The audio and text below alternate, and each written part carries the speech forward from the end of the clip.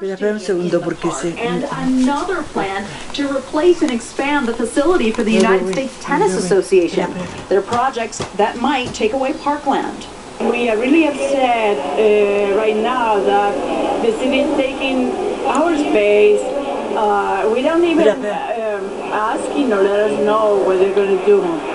But Major League Soccer tells us tonight their proposal would replace any parkland taken away, as is mandated by state policy and federal law. Sources also tell us the existing community soccer fields would be replaced and upgraded as part of the deal.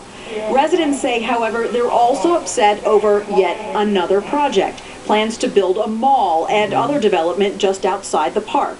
The city says those plans would create more than 7,000 permanent jobs and 12,000 construction jobs. And it was already approved by the city council in 2008. I'm hoping that we can find a middle ground and something that's beneficial to the community, because at the end of the day, it is their park. They're going to have to deal with the traffic. They're going to have to deal with the impacts. The city council gets the final say on what happens, and they are expecting to vote on the first part of the proposal next spring.